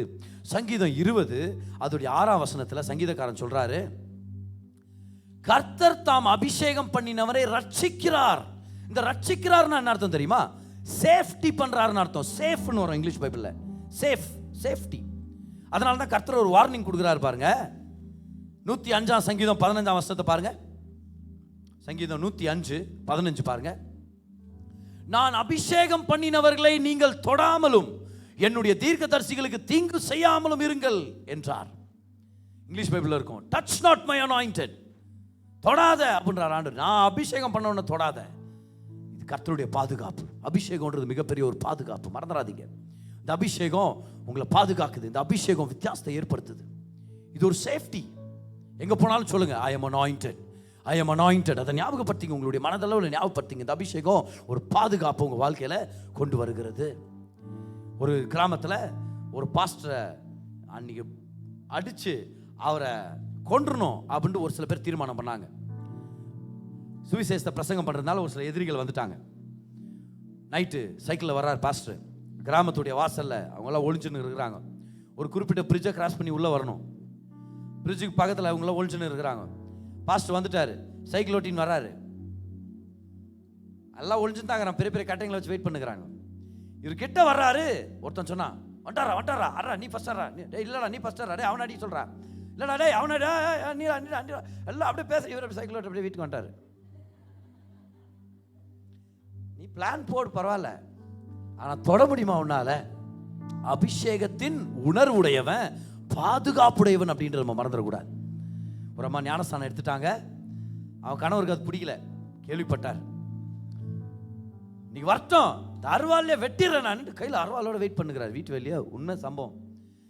இந்த மாதிரி ஞானஸ்தானம் எடுத்துட்டு இவங்க மாற்று துணி எடுத்துட்டு போல, இவங்க அப்படியே நனைஞ்சிட்டு அப்படியே வீட்டுக்கு நடந்து வந்துட்டாங்க. இவங்க சொல்லிட்டாங்க, உங்க ஹஸ்பண்டு கையில் அருவாலை வச்சு வெயிட் பண்ணுகிறாரு, நீங்க எதுக்கும் போறீங்களா? இல்லை அது யோசிச்சுங்க. இல்லை நான் போறேன்ட்டு இந்த மாதிரி நடந்து வர்றாங்க பாருங்க. இவர் கையில் அருவாலை வச்சு இன்னைக்கு வெட்டிடுறான். யாரும் கேட்டு இப்படி பண்ணாவ என் பேச்சை ஞானஸ்தானம் எடுக்கிறேன் நீ அப்படின்ட்டு கையில் அருவாலோட நிற்கிறாரு. இந்த அம்மா பக்கத்தில் போறாங்க பாருங்க. கிட்ட வந்து நின்ன ஒன்று பயங்கர கோவம் இவருக்கு. கோவத்தில் சொன்னாராம், ஏதோ ஒரு தடவை பண்ணிட்டேன், இன்னொரு தடவை மாதிரி பண்ணாத, போவுல. இன்னொரு தடவை ஏன் போறாங்க அவங்க? அபிஷேகம்ன்றது வல்லமையானது, அது ஒரு பாதுகாப்பு. சங்கீதக்காரன் வந்து சங்கீதம் 23:5 அவன் சொல்றாரு தெரியுமா, என் சத்துருக்களுக்கு முன்பதாக நீர் எனக்கு ஒரு பந்தியை ஆயத்தப்படுத்துகிறீர், அதுக்கப்புறம் என் தலையை என்னையால் அபிஷேகம் பண்ணுகிறீர், என் பாத்திரம் நிரம்பி வழிகிறது. இப்ப நான் கேட்கிறேன் பாருங்க, சத்துருக்களுக்கு முன்பதாக பந்தி அபிஷேகம். சத்துருக்களுக்கு முன்பதாக என்னத்துக்கு அபிஷேகம்? சத்துருக்கள் இருக்கிறாங்க, என்ன அபிஷேகம் பண்றாருன்னு என்ன அர்த்தம்? இந்த அபிஷேகம் என் மேல வந்தா சத்துருக்கள் என்ன ஒண்ணுமே பண்ண முடியாது. அதுக்கு தான் இது ரெண்டுக்குமே சம்பந்தம் இருக்குது பாருங்க. இப்ப இந்த சங்கீதத்தை பாடுறது யாரு? யாருனாலும் பாடலாம் பிரதர் அப்படின்னு சொல்லக்கூடாது. இந்த சங்கீதம் 23 சரி எழுதுந்து யாரு? தாவீது. ஆல்ரைட். இப்ப தாவீது என்னன்னு சொல்றார்? கர்த்தரின் மேய்ப்பரா இருக்கிறார், நான் தாழ்ச்சி அடையேன். அப்புறம் அவர் என்னை புல்லுள்ள இடங்களில் மேய்த்துனா, அவர் நான் பேலஸ்ல உட்காந்து புல்லா சாப்பிட்டுக்கிறார். அவர் என்னவா பாடுறாரு? அவர் தன்னை என்னவா யோசிக்கிறாரு? அவர் என் மேய்ப்பன், நான் அவருடைய மந்தையின் ஆடு. இப்ப இந்த வசனத்தை ஆடு பேசினா எப்படி இருக்கும்? மேன் இருக்கும்னு சொல்லாதீங்க. இந்த வசனத்தை ஆடு சொன்னா அர்த்தம் புரியுமா நமக்கு? ஆடு சொல்லுது, என் சத்துருக்களுக்கு முன்பதாக நீர் எனக்கு ஒரு பந்தி ஆயத்தப்படுத்தி என் தலையை எண்ணெயால் அபிஷேகம் பண்ணி. அவர் ஆட்டுக்கு என்னத்துக்கு அபிஷேகம்? கவனிங்க, ஆடுகள் இந்த ஈக்களால பூச்சிங்க இருக்குது பாருங்க, ஆட்டு ரோமத்தில் வந்து தங்கிடும். இந்த பூச்சிங்க அப்படியே விட்டா என்ன பண்ணுமா? காதுக்குள்ள போய் முட்டை இட்டுருமா. முட்டையிலேருந்து வெளியே வர்ற புழுக்கள் இந்த ஆட்டுடைய மூளைக்குள்ள போய் அதை மென்டலாக்கி விட்டுருமா பாரு. அதனால ஒரு சில ஆடுங்க பார்த்தா செவுத்துல போய் முட்டின்னு இருக்கும், போய் மரத்தில் போய் முட்டின்னு இருக்கும். ஏதாவது உங்களை முட்டிச்சா நான் தெரியலங்க, ஆனால் போய் முட்டிட்டு இருக்கோம். நம்ம நினைப்போம் இது என்ன இப்படி பண்ணு இருக்குது, என்னவோ குடஞ்சுன்னு பாரு அதுக்குள்ள, அது பாவம் தெரியல அதுக்கு. இது நடக்கக்கூடாதுன்னா அந்த மெய்ப்பன் என்ன பண்ணியிருக்கணுமா? இஸ்ரவேல் நாட்டு மெய்ப்பர்கள் சொல்றாங்க, அந்த ஆட்டுக்குள்ள வந்து காதுக்குள்ள வந்து பூச்சிகள் முட்டையிடாமல் இருக்கிறதுக்கு அந்த ஈகளை துரத்துறதுக்காக ஒலிவ எண்ணெய் எடுத்து அதை நல்லா அப்ளை பண்ணி விடுவாங்க. அப்போ அந்த ஆயில் எடுத்து அனாயிண்ட் பண்ணி விட்டா அந்த பூச்சிகள் அண்டாது. அது ஒரு ரிப்பலண்ட் போல. இப்ப நல்லா கவனிங்க, நம்ம தான் அந்த ஆடுகள். நம்ம தலையை எண்ணெயால் அபிஷேகம் பண்ணா இந்த பூச்சிகள் வராது, இந்த ஈகள் வராது. என்ன அர்த்தம் இதுக்கு? இப்ப ஆடு அபிஷேகம் இதை பார்த்துட்டோம். பூச்சிகள் எதுக்கு அடையாளம் தெரியுமா நம்மளுடைய வாழ்க்கையில? பாருங்க, மத்தேயு 21 மத்தேயு 12:27 பாருங்க. மத்தேயு 12 அதுடைய 27 வசனத்தை பாருங்க. மத்தேயு 12:27 இயேசு கிறிஸ்து பிசாசுக்கு ஒரு பட்ட பேர் வைக்கிறார். ஜீசஸ் கேலி பண்றாரான்னு யாரோ கேட்டாங்க என்கிட்ட. பண்ணார் பாரு கேலி இங்க பிசாச. இல்லை நம்மளுக்கு எங்கேருந்து வருது அந்த கேலி பண்ற அந்த எபிலிட்டி? எங்கேருந்து வருது நம்ம எல்லாருக்குமே? அவர்கிட்ட இருந்தா. அவர் பிசாசுக்கு ஒரு பேர் வைக்கிறார். நான் பெயல்செபூலினாலே பிசாசுகளை துரத்தினால் உங்கள் பிள்ளைகள் அவைகளை யாராலே துரத்துகிறார்கள் அப்படின்னா பிசாசுக்கு ஆண்டவர் ஒரு பட்ட பேர் வைக்கிறார், பெயல்செபூல். பெயல்செபூல்னா என்ன தெரியுமா? ஈகளின் ராஜான்னு அர்த்தம். ஏன்னா அங்க இருக்கிறவங்க என்ன தெரியுமா சொல்லிட்டாங்க? இவர் பிசாசை வச்சே பிசாசை துரத்துறாருப்பா. அப்ப ஜீசஸ் சொல்றாரு, என்னது பிசாசா? யாரு? அந்த ஈகளின் ராஜாவா அப்படின்றாரு. அப்ப ஜீசஸ் பிசாசுக்கு வச்ச பேர் என்னது? ஈகளின் ராஜா. அப்ப தீய சக்திகள் எல்லாம் தான் அந்த ஈகள். எத்தனை பேர் புரிஞ்சுச்சு இது வரைக்கும்? இப்ப நல்லா கவனிங்க. கர்த்தர் உங்களையும் என்னையும் அவருடைய மந்தையின் ஆடுகளாக சேர்த்து கொண்டு நம்மளுடைய தலைகளை அபிஷேகம் பண்ணுகிறார். அவர் என் சத்துருக்கள் முன்பதாக எனக்கு ஒரு பந்தி ஆயத்தப்படுத்தி என் தலையை எண்ணெயால் அபிஷேகம் பண்ணுகிறார். அப்படின்னா என்ன அர்த்தம்? அபிஷேகம் பெற்ற பின்பு எந்த ஈயும் நம்மளை அண்டவே அண்டாது. தீய சக்திக்கு கர்த்தர் நம்மள ஒரு விலக்கி வைத்திருக்கிறார். எந்த தீய சக்தியும் நம்மள அண்ட முடியாது. யாராவது ஒரு ஆமென் சொல்லுங்க பார்க்கலாம் அந்த நேரத்தில். ஹalleluya. No more evil spirits in Jesus name. No more evil spirits in Jesus name. என் அபிஷேகம் என்னை பாதுகாக்கிறது. எல்லா நேரத்தில் அபிஷேகம் உங்களை பாதுகாக்குது. நீங்க போற வழியில, உங்களுடைய ஆபீஸ் போற வழியில வரும்போது கர்த்தருடைய பாதுகாப்பு உங்க மேல இருக்குது. உங்க பிள்ளைகள் மேல பாதுகாப்பு இருக்குது. அபிஷேகம் பாதுகாப்பை கொண்டு வருகிறது. எல்லாம் சொல்லுங்க, என் மேல இருக்கிற அபிஷேகம் பாதுகாப்பின் அடையாளமாக இருக்கிறது. கிட்டத்தட்ட ஒரு மாதத்துக்கு முன்பதாக அருமையான டெஸ்டிமனி ஒன்று ரிசீவ் பண்ணேன். மிஸ்ஸஸ் லிஸி பிலோமினா அவங்க சொல்றாங்க, ஒரு நாள் வேலையிலிருந்து அவங்க வேலைக்கு போற வழியில, கவனிங்க, I would like to share a testimony, pastor. I was riding my two-wheeler. நான் பைக் ஓட்டிட்டு நான் போயிட்டு இருக்கும்போது, ஸ்கூட்டர் ஓட்டிட்டு போயிட்டு இருக்கும்போது